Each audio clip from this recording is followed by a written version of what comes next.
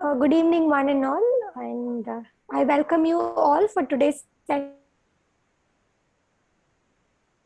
on Lady, You're Not the Man, Breaking Barriers and Gender Stereotypes. To start off, I'm Sashikala Devi, PG Representative Women's Forum, and I'm an interdisciplinary research scholar with Civil Engineering and Biotechnology Department, and I will be the moderator for today's event.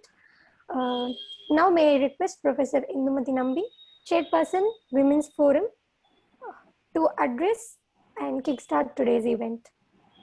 Over to you, ma'am. Yeah. Thank you. Thank you very much, Sashi. It is indeed my pleasure today to have Ms. Apurva Purohit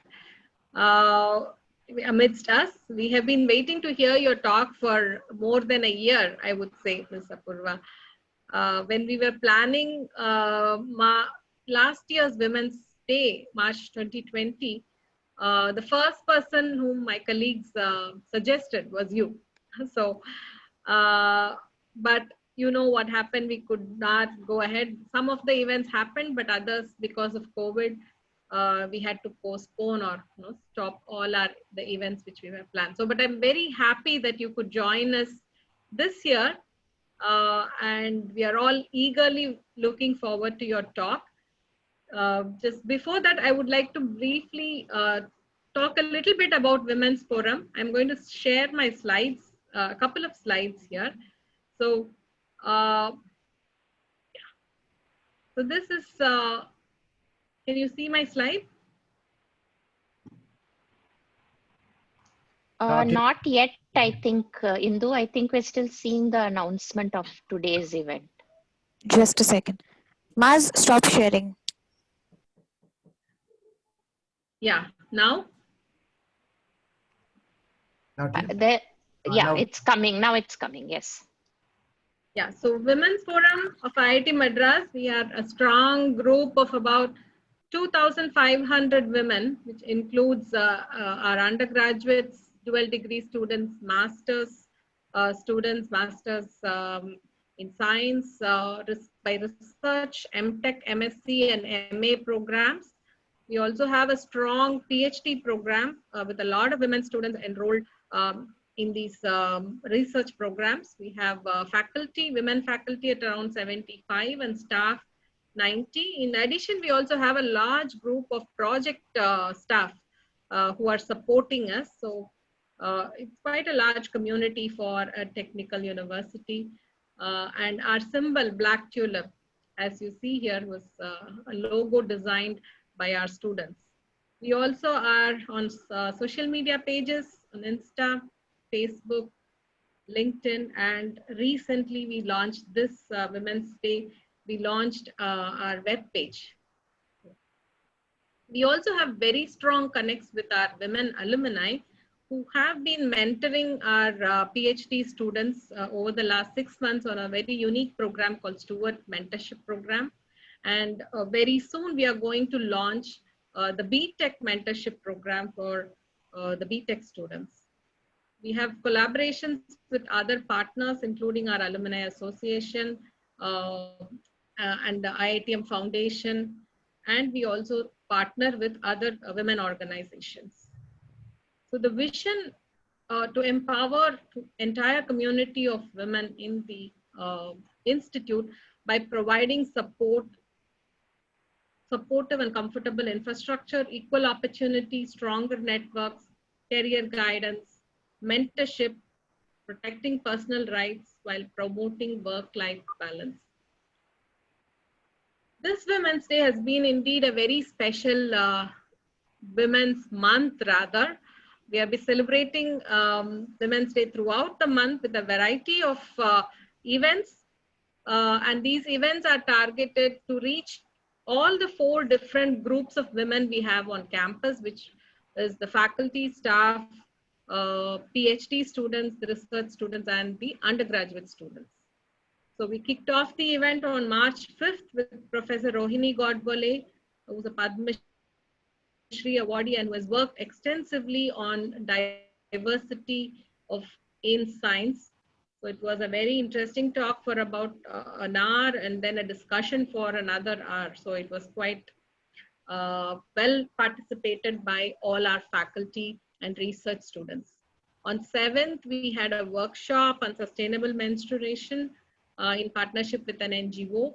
8th, we also had a very interactive session with a counselor, Sujata Bumaragan, on Fall in Love with Yourself.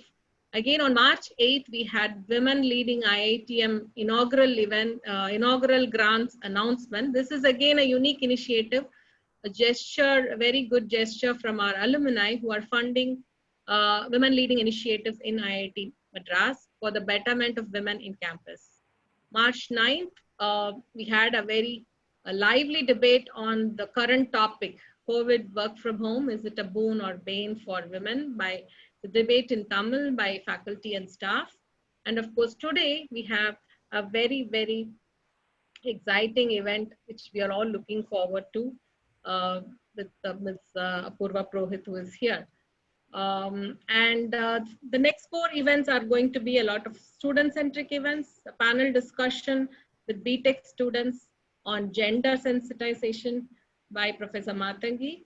On March 20, we have a workshop on prevention of sexual harassment, which case studies this is from an external service provider who is specialized in POSH related workshops. On March 27th, we'll be having a health talk with our own IITM physicians discussing about the issues women are facing in our campus. We are also bringing an outside specialist to talk about women's health. And on April 3rd, we are going to have another panel discussion, which is of course very important from the health side, about what are the stress and other mental issues students and the IITM community is facing. Of course, again, we are going to use the resources in IIT like Mitras about the common cases which are coming to them and work out the best solutions to take forward. So I'll stop here. Thank you very much for joining us, all of you, either on YouTube or on Zoom. Without any delay, I will hand it over to Shashi to introduce our Dean Admin, Professor Koshi Varghese. Thank you. Thank you, ma'am. Now may I request Professor Koshi Varghese, Dean Administration, to inaugurate and address today's session. Over to you, sir. Yeah, thank you very much. Thanks all. Thanks, Indu. Thanks, members of the Women's Forum, for giving me an opportunity to give this inaugural address. It's going to be brief. I would like to pick up where Indu took off. Indu started actually, where she showed the number of women in different categories in our institute. I think one thing that comes out is while the numbers are increasing, we are still only at around 12% of our faculty are women. I have this data which my office actually pulled out for me. About 28% of the staff. And when we go to the students, actually overall 22% of the students, out of which in the MBA and the MA program, more than about 60% of the students are women. In the PhD program, about 30%. In the regular courses, about 18%. So while the numbers have increased, the proportions have also increased, but still we are not. No, I mean, in most of our groups, the women are much fewer. And this is the intent, or this was what kind of started the Women's Forum at IIT, from probably when there was a critical, I think if you go through the 60s and 70s of our history, there were hardly any women in any of these categories. And as the number of women started increasing, the Women's Forum was something that was required and rightfully started with good discussions on similar topics like Indu had mentioned. But what has happened, I think, since the last, say, 20 years is the numbers have grown significantly. We've gone from probably about 2,000 to 3,000 students to about 8,000 students today. Proportionally, our staff and our faculty and all dimensions of the institute have increased. And one thing that we noticed going back about 5-6 years is the organization of the Women's Forum had remained similar to what it was about 20 years ago. But I think the new team, I really congratulate them. for taking up this cause, and several of our senior faculty kind of recollected what the Women's Forum was and what it should be. And there was a tremendous reorganization. And I can see by the list of things which Indu has put up that it is a dynamic forum, with a lot of activities. And I know this also as Dean Admin, because every few days there's a mail from Indu in my mailbox, saying that this needs to be done and that needs to be done. And this has been a change over the years, and we are trying to, definitely, I think the proactive stand it definitely helps in getting things going. And I can see the number of activities are in different categories, catering to the different parts of our community, which I think was the plan which this team brought. And I'm really happy to see that's working well. And wherever we need to support, and be able to enable things, we are here to do. And I think Indu, keep those mails coming, because that's when we are, admin is busy with many things, but the mails help us to be able to focus and get things done. And the talk today, I think, is going to be an exciting talk. And I'm sure, Apurva, with your talk, there will be even more mails coming from the Women's Forum saying that we need more things which they would get from your talk. And, which we here at Admin are here to do to be able to get things going. So with this, let me again congratulate the Women's Forum on all the activities you put forward and for bringing in good participation. I understand all of them have also had very good participation, and we look forward to the talk and the events to come. Thank you. Thank you. Thank you, sir. Now may I request Professor Shanti Bhattacharya to introduce today's speaker. So good evening, everyone. It's really my privilege to be able to introduce Ms. Apurva Purohit. She's the president of the Jagran Group, one of India's largest multimedia conglomerates, and with over 3 decades of experience in the media entertainment industry. And she currently manages a diverse portfolio, which includes print, radio, digital, and outdoor activities. Apurva has worked with marquee organizations like Zee Telefilms, Times of India, and partnered with private equity players like True North, one of India's oldest PE firms. Over the years, she's won an impressive number of business awards and been named one of the most powerful women in business as per the India Today Group and Fortune India. She was awarded the LinkedIn Top Voices of last year and the Your Stories Top Digital Influencers also of last year. She's the director on the board of several profit and non-profit organizations.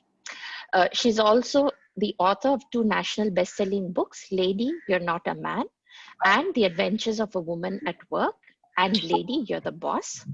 And through her books, she aims to empower women and encourage them to achieve their full potential.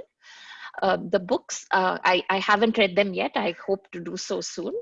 But the books are drawn from her personal experiences. She talks about how women have a tendency to minimize themselves or suffer from imposter syndrome, settle for less than they are capable of. And this could be because of various reasons, external prejudices, as well as misguided internal self-beliefs.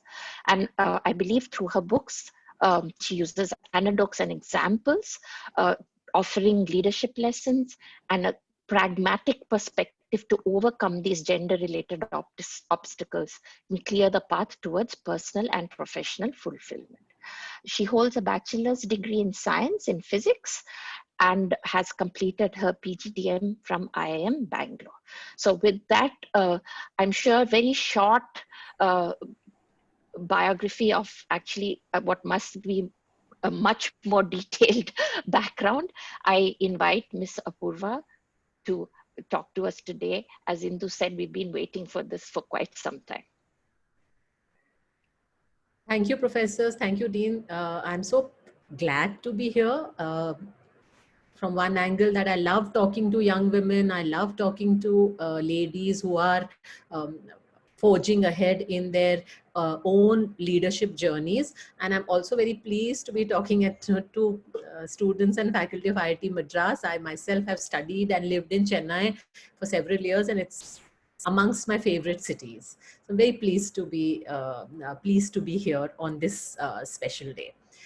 I was thinking about what I would talk to you, because there are students on the one hand, there's faculty. What would I talk, which would sort of help both sides understand what is happening in this diversity battle? And I think what I really want to spend time on today over the next 15-20 minutes is taking you through what are the challenges women face in their entire journey as they forge ahead, and what they can do at different stages of their life. Because the challenges, I think, evolve. There are certain set of challenges girl students face. There are certain set of challenges women who are at the threshold of getting married face. Then things, of course, become better, but the challenges remain through a woman's journey. So one of the biggest issues that all of us are grappling with in corporate India today, and I think across the world the situation is the same, whether it is in industry or whether it is in education, in public spaces, in politics, which is that everybody recognizes diversity is important. Everybody recognizes that inclusion does help innovation flourish in an organization, different voices get heard, the equality improves, whether it is in a country, whether it is in a society, and all of us who are rational human beings looking for the good of the planet, all of us do want the inequality that we see around us to go down. And what is worse than the inequality we are still seeing in gender, when actually 50% of the world's population is women, then why are women still part of the diversity agenda?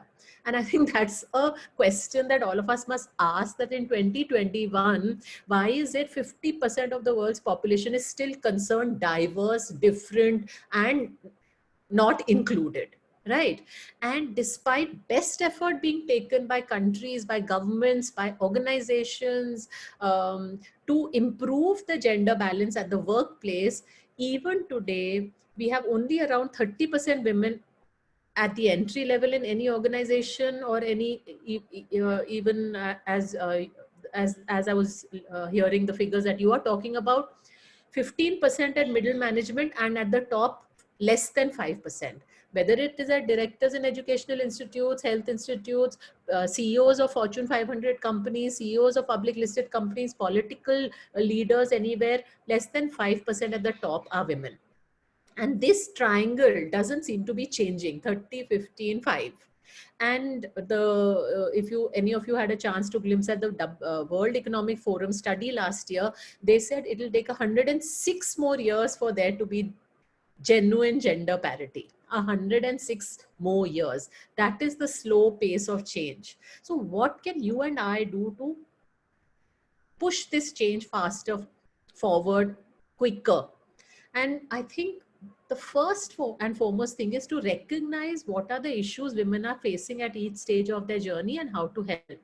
So what are the issues that I see across a plethora of women that happen at the entry level? And I will tell you that when I go to any girls' college, any girls' institute, and speak to women and tell them, how many of you think you will be working throughout your life? All of them say, what a stupid question she's asking. Of course, all of us will be working. But the fact is, less than 10% remain in a 40-year career journey. And I tell them, half of you will leave in the first decade of starting to work. They are very shocked, because all of them enter, and I see this happen in my own organizations, all of them enter with great enthusiasm. They've studied hard, they've been toppers in schools and colleges, they're willing to work hard, but somehow in that first decade, half of them are not able to carry on. And the thing that really comes in their way of sticking on into a career is marriage, after marriage, children, and the entire guilt that accompanies any young working mother. So there is no working mother I have met who doesn't tell me that she doesn't feel guilty about leaving her small kid at home.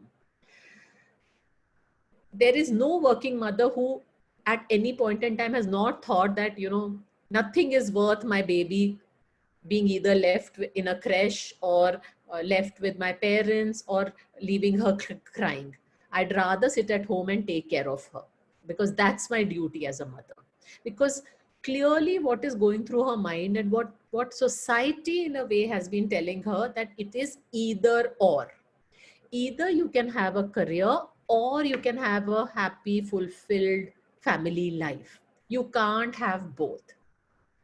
How come the same message is not given to our boys? How come the same message? How come we don't ask our boys, oh, so you're getting married, so what will you do after marriage? Oh, so you're having a kid, what will you do after you have a kid? We don't ask our guys this question at all. But invariably, this is a question that is going through the woman's mind. This is a question I, as a manager, will ask her. This is a question you, as her mentor, will think, my God, she's having a kid. Will she stay on? Won't she stay on? She's getting married. Will she stay? Won't she stay? Because we have perpetuated this in her mind that you can't have both. It's either or. Whereas the first thing we should be teaching our girls is it's an and. Men can have a happy married life and family life and a career. That's a paradigm nobody questions. So the same thing should apply to you. Nobody should question whether you can have both, least of all yourself. Least of all yourself. You also cannot ever think that it's either or. And that's the first battle we have to win. Forget society, forget ecosystems, forget what happens outside. The first battle you have to win is in your mind. And your mind has to tell you that I will do both and I will be successful in both. And the moment you say that, you will be able to do it. The second thing that I want to tell young girls is many of us have and I see the millennials, they want to do both, they want to achieve everything, they believe that they are truly independent, but they have disparate notions of what independence means. So I have women coming to me and telling me, see ma'am, I got married, but I didn't change my surname. See how independent I am. Actually, the true independence is financial independence. Why should you be dependent on anybody, your father, your husband, your son, your brother, for your financial needs? And that is the second message I give all girls. True independence is financial independence. Don't get confused. Don't go down this path where you think, you know, I'm independent because I say what I want. I'm independent because I do what I want. Only independence is financial independence. And that can only come when you have a career or a paying hobby. There is no other independence. And I think more than, you know, let's say a slightly more middle class environment, the lower middle classes understand this very well. So I had one girl who came to me and said that, you know, now she was a village girl who had just got trained to be an Anganwadi teacher. And she says that, you know, ma'am, that 5,000 rupees I'm bringing home, the respect in my family because of that 5,000 rupees I'm earning is very different than how I was treated earlier. So the respect that comes along with financial independence is something all of us should always remember. It may be overt, it may be covert, but the respect comes with somebody who's truly independent in every aspect, especially financially.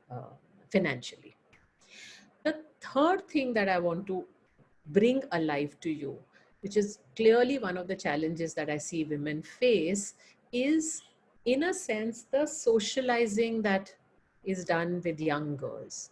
I think even as a society, even as parents in this century, we bring up our sons and daughters very differently. We bring up our sons to be loud and open and gregarious and rambunctious, and they can do what they want. Nobody ever tells them that you're a boy, you will not be able to do this. But we bring up our daughters always with telling them more of the don'ts than the do's. You can't do this, you can't talk loudly, you can't laugh loudly, you can't put red lipstick, you can't go out late in the night, you can't wear short clothes, you'll not be good in math, or girl definitely can't do science, girl definitely can't drive. All the time girls are being told can't, don't. I don't know whether you've seen that video where they ask 6-year-old girls, okay, how do you run? And these girls are running just like how any boy would run. Then you ask the same set of girls, how do girls run? And suddenly her running is slow, and because this is again at 6 years old, this is what she's been told. Girls can't run fast. She can run fast, but girls can't run fast. Girls run in a very soppy manner. And this is just one example of the socializing. But whether it is in media, whether it is how parents talk, whether it is society, whether it is what they read, whether it is the subconscious cues we are giving our daughters, we are always telling them to be more invisible, talk less, be seen, remain as unseen as possible. And the worst thing that we teach them, learn to adjust, learn to adapt. Tomorrow you will get married and go, who will do the adjustment? Who will do the adapting? You will have to do. And I think that's so sad. Not because adapting or adjusting is a wrong thing. All human beings should be taught to adjust and adapt. But when we specifically asked our daughters to adjust, when we specifically ask them to collaborate, to be quiet, we actually end up minimizing them.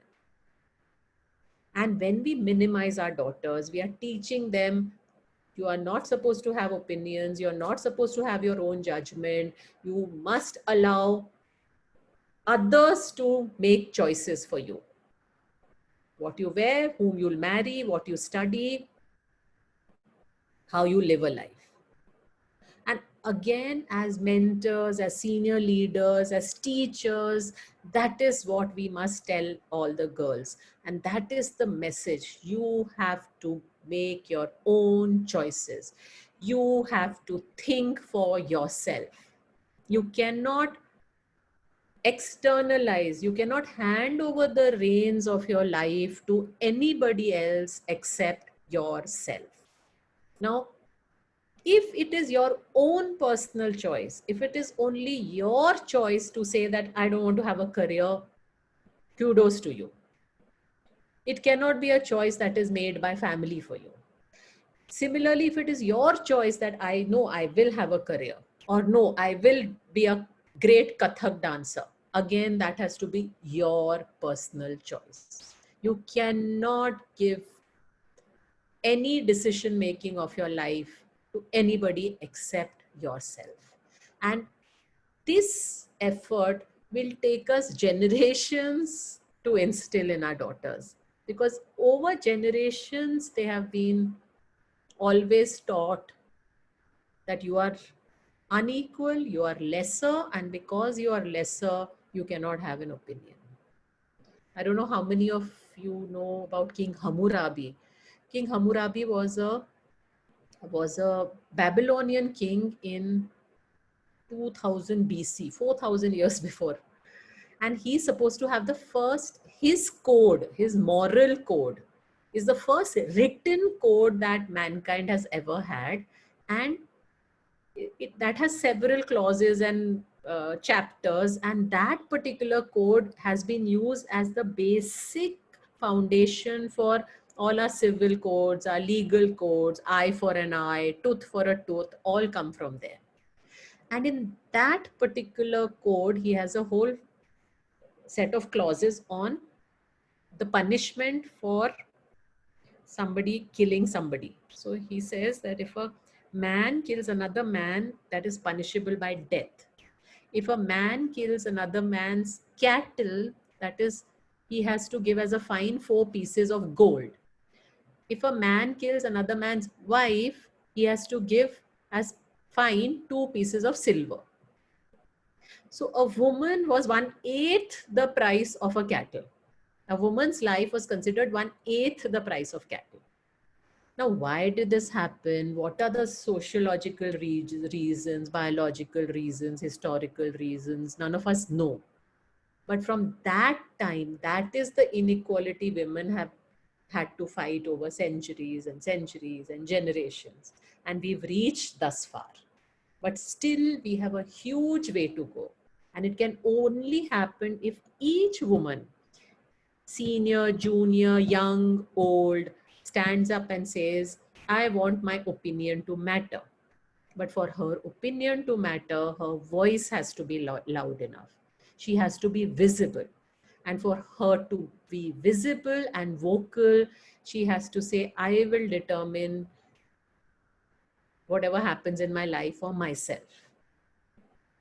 This muscle of choice that has got weakened because we don't exercise it enough. Okay, let my parents decide who I'll marry. Let them decide what courses I will do. Let my boss decide what rating I will get. Let my family decide whether I should work or no. We allow the muscle to weaken and weaken and weaken till we reach a stage where we are not making any independent choice of our own. I think that has to change. And that is my core message to all of you, that the only way we will make changes in the world is if we take control of our own destinies ourselves. For that to happen, we should have what I call the 3 P's. The first P, positive mindset, because the battle is won or lost here. The second P is perseverance, because you have to constantly, in small ways and big ways, others said, oh, let it be. Where to fight whether the AC temperature should be at 18 or 25? Where to fight what television channel to watch? Where to fight? So, but that we have to keep on. No, I will decide whether I want the AC temperature to be 18 or 25, not my husband. I will decide what I want to eat in the evening, not my family. I think constant perseverance and effort. And I think perseverance really is the difference between successful women and women who let go. Because running a family and running a career is damn hard work. And many women give up because they don't want to do that hard work. It's like having 2 careers, one at home, one at work. However much we may want an equal world, the fact is 70% of the housework is done by women. Of course, it's becoming better every year, but especially when a kid is young, however supportive your husband may be, finally, you are the primary child bearer and the child rearer, right? So the pressure is on women. But I think many women can't or don't want to do that hard work. So when people ask me what is the difference between successful women and not so successful women, I say there's no difference in talent, there is no difference in skill, there is no difference in anything except the willingness to work hard. And my final P, which I think is a P that should be taught to everybody, is this concept of personal accountability. So they say that when a kid is small, 3 years old, and she loses a ball, she comes back and she's smiling and happy and says, Mama, the ball got lost. So the mama goes around looking for a new ball or buying a new ball. The same child, when she grows up to be 6 or 7, and this time she loses a ball, she's crying and she comes back and says, Mama, I lost the ball. And they say that's the transition to adulthood. The recognition that I did something wrong and therefore I lost the ball. Now, let us ask, all of us have become adults, but have we truly taken personal accountability? Have we truly taken responsibility for our lives? Whatever good happens in my life is because of me. Whatever bad happens in my life is again because of me. Or we have externalized, oh, I could have done better in my exam, but there was too much noise. Oh, I could have done better in achieving my sales targets, but the economy tanked or the competition was too aggressive. Oh, I could have done better in my marriage, but what can I do? My parents chose the husband for me. oh, I could have done better in my career, but I never had a mentor. I'm sure you had a mentor, therefore you did better. So we don't take responsibility for anything. Na? We've decided that the situation around us determines our success or failure. Whereas true leaders are those who say, this is my mess. And the moment you say, I lost the ball, or this is my mess, this is my career, this is my exam, it actually sends very positive messages to your brain. It's telling your brain, it's your mess, you figure out a solution. And our mind moves into a solution mindset. Okay, so my relationship is not going well. Rather than complaining about what can I do, it was not my problem, he's like that, my parents got me. I ask, what can I do to improve this relationship? What can I do to do better in this exam? What can I do to do better in my career? Immediately answers come. So if you get these three things right, and if you understand that whether man or woman, it is never an either or, it is both, I'm sure each one of you will do better and better in your life, in your career, in your professional journeys, and your personal ones. Thank you so much.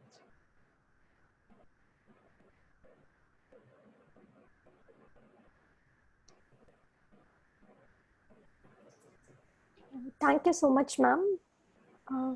Indu, ma'am, a few words, please. Yeah, I think we will ask the audience whether there are any questions for Ms. Apurva. If the YouTube people cannot ask questions, but at least those who have signed up on Zoom, do you want to share your thoughts?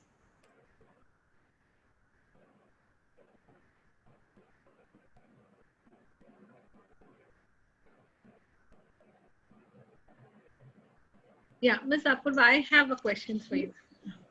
So, yeah, personal accountability is good, but then I think if one person always does that, then there is a lot of pressure and you are expected to do that every time. And that also is a burden, right? I think with all the other burden we have, I think this is also an emotional burden on us.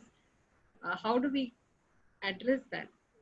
You be the person always taking the blame or no, but when I talk about personal accountability, I'm not saying that you take accountability for saying that, okay, now I will run the house also, and I will manage my career also, and I will bring up the kids also, and I'll do multitasking also, and I'll be perfect at a perfect wife, perfect professional, perfect cook, perfect have a hobby also. That's not possible.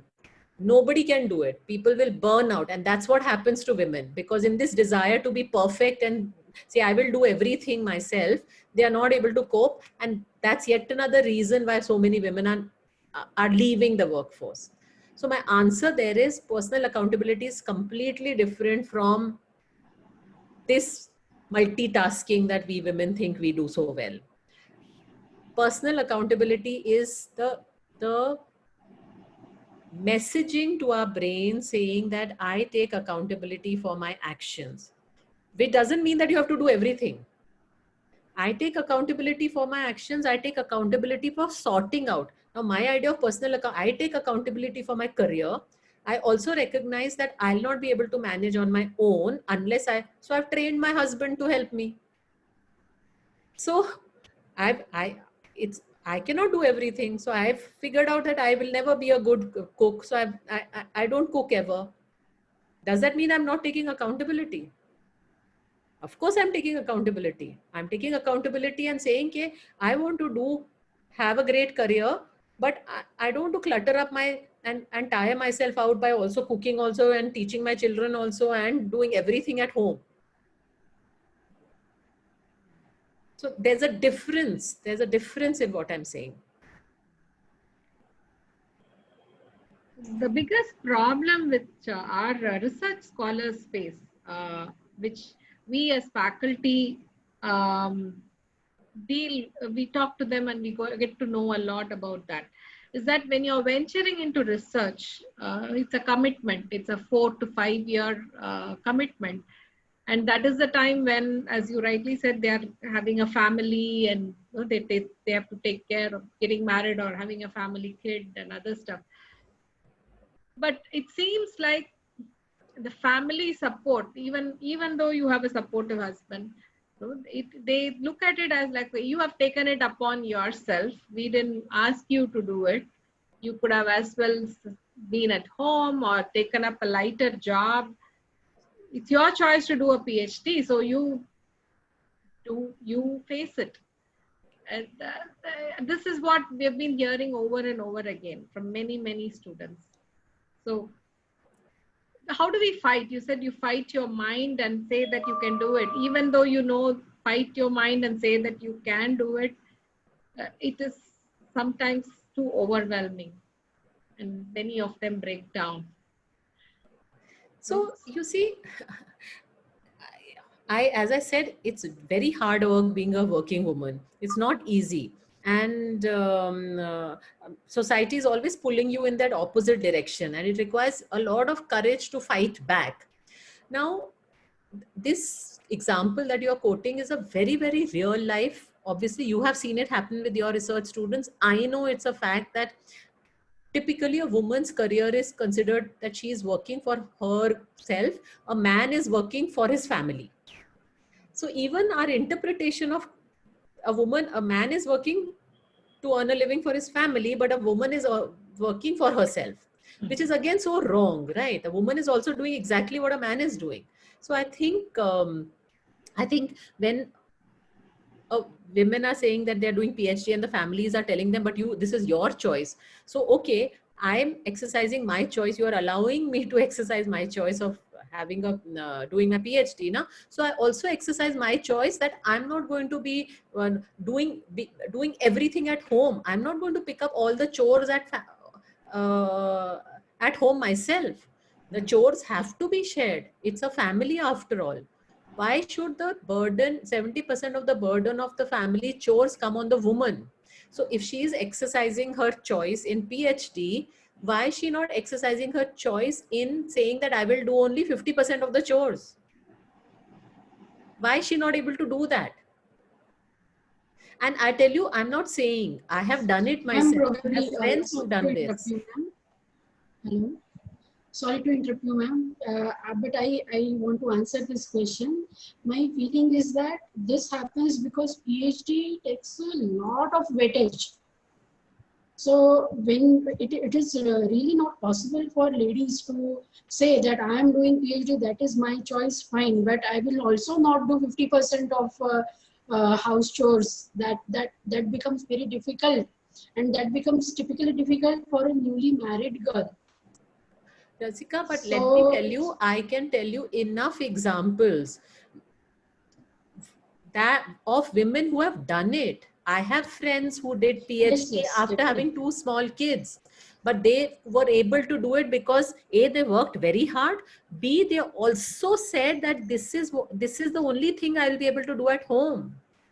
You have to keep pushing. Why can't you? Yes, ma'am. I also share same case. I also did my MTech and PhD after marriage, after having kids. So I also share same thing.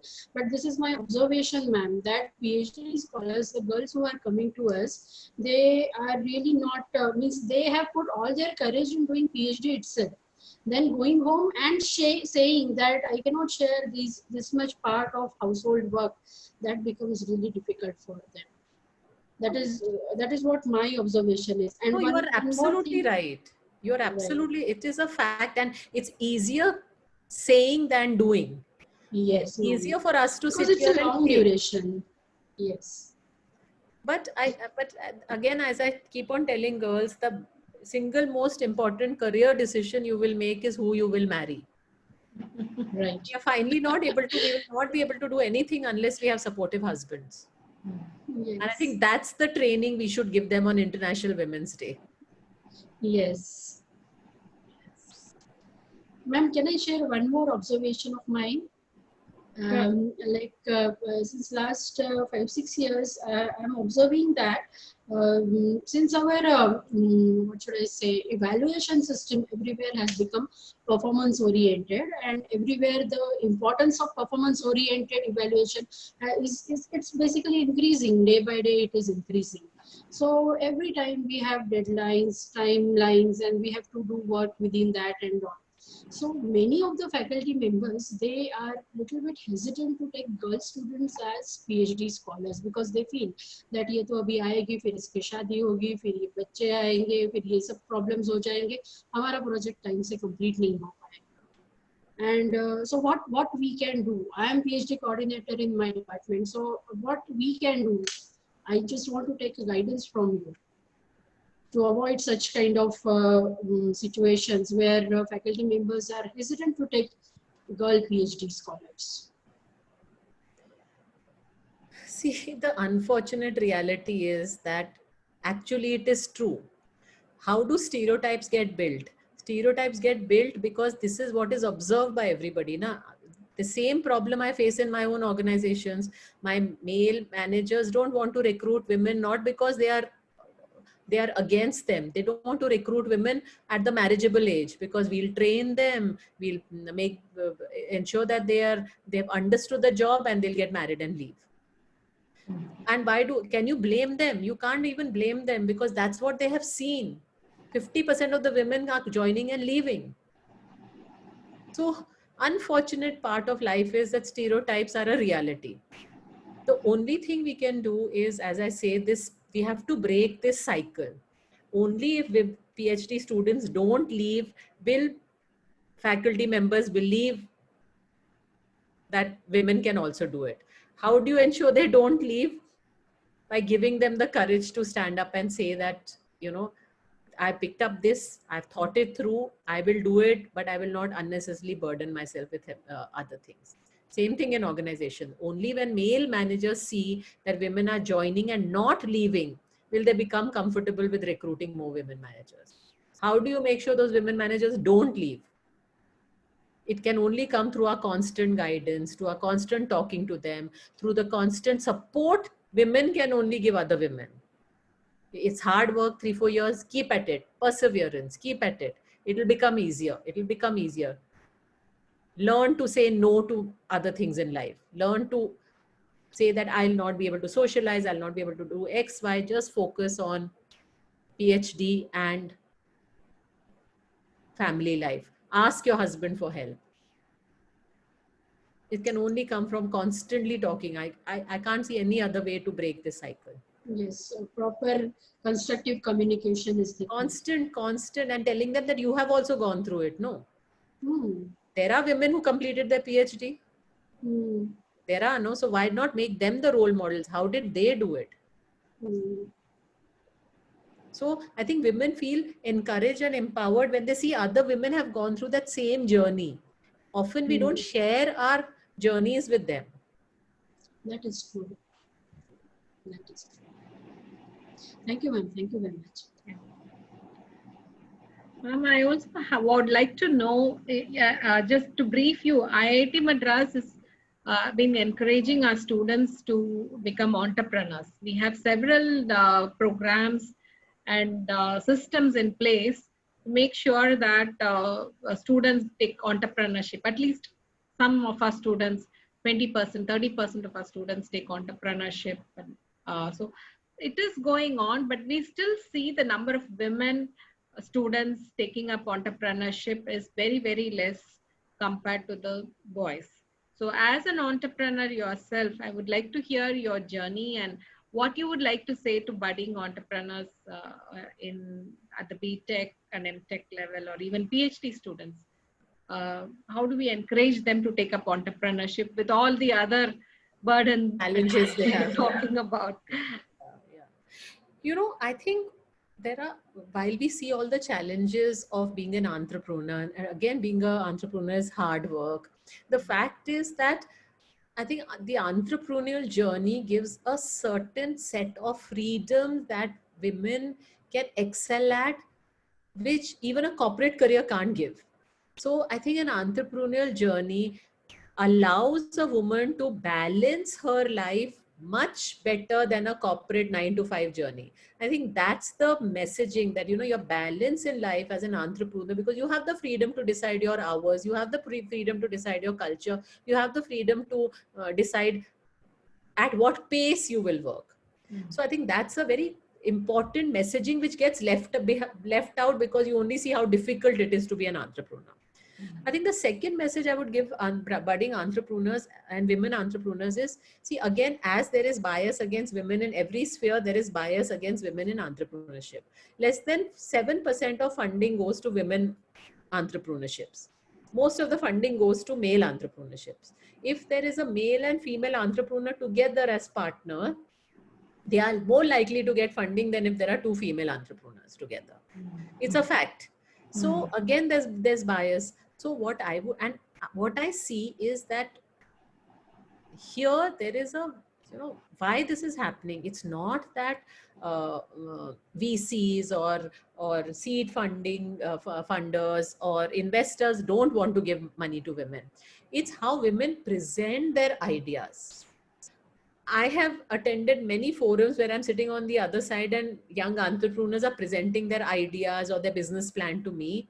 And let me tell you, there is a vast difference between how men present and how women present. Men present as if, you know, this idea is, whatever may be their idea, it's going to change the world. Women are so much more tentative, less confident. I'm not sure, you know, I may, in their whole body language and the way they speak, they are less confident. So I think a very important training that needs to be given to women entrepreneurs is how to present their ideas, their thought, their vision with clarity and conviction. And again, that will break the loop, because an idea strongly and confidently presented, more chance of funding, more chance of success. Yeah, I think that's very well said, ma'am. I have gone through the same thing as I'm mentoring a startup. And when we go out to present, we always think of what could go wrong. Yes. And then you're not very confident. And when there's money involved, we want to be extra careful and extra sure. So you're very right. No, I have women entrepreneurs who are not launching their platforms or their apps or their products because they're never sure that it is fully ready. Whereas with 50% readiness, men have gone ahead and launched. Very true. Very true. And one other thing which is coming up in my discussions with the undergraduate students is IIT, you know, is we have minority, only about 20% now we have reached undergraduate. So when there are a lot of clubs and other event organizations, teams are being formed, most of the time, again, the women participation in these kind of extracurricular activities is very less, because they have to fit in that group which is dominated by male students. And very often they struggle. And just for fitting in, sometimes they have to bite and like sometimes some remarks. So how do we have gender parity in an academic environment? Girls want to be doing such extracurricular activities, but then they face a lot of issues. So how do you think young girls should tackle this type of a situation? So see, the fact is that, you know, most of public spaces, whether it is at extracurricular level or clubs or golf courses or after hour get-togethers in organizations, are really designed for men. Because after all, men have been the dominant people in these kind of environments, right? So women do always end up feeling awkward and out of place. And my suggestion there is that you must encourage that women should enter not in as a single person, but in groups. The moment in a room of 10, there is one woman, she'll never be confident. 2 women, still not confident. 3 women in a group makes a tremendous difference. So if somehow you can, I don't know how, but if you can ensure that each club, each forum has 3 women out of 10, automatically confidence levels go up. Yeah, I think that is quite difficult, but I think we should rope in. Many students are just confined to their studies. Probably we should rope in more of them. Push. I remember when I was studying in college, we were forced that you have to be part of one club, you have to be part of one sports team, you have to. I mean, it was just mandatory. Yeah, I think there is a question from Gayatri. Any comments on financial literacy for women? Professor Indu, can this be the last question? Because You have. Yeah. Okay, yeah, So, time constraints. Yeah, please. So I think, again, in every, whether it is education, whether it is literacy for women is lagging behind in all spheres. And financial literacy, I believe very strongly, is an extremely important part of a woman's education, because even working women, we have statistics to say that 70% of them hand over or allow the husband to manage the money. I think that is so important, to have control over your money, to know how you use it, to know how you increase its value, is something that women should learn. And I think in women's financial literacy, a lot of work is happening.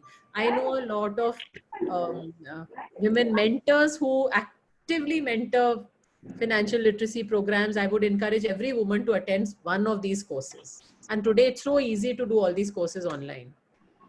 Yeah, could you please share some of those links to us, ma'am? I personally need it, I guess. You'll find it, but I can also figure out and send you. But there are enough online courses on financial literacy. Okay. I think, thank you very much. With all your time constraints, you were able to join us today. Very, very happy. And yeah, you were a Chennai, right? During your college days from Stella Maris. Yes. And that was really good to know from your profile. So please do visit us when you're back in Chennai next time. I will. Be very happy to host you the in-person talk in IIT Madras. Thank you. Thank you very much. Yeah.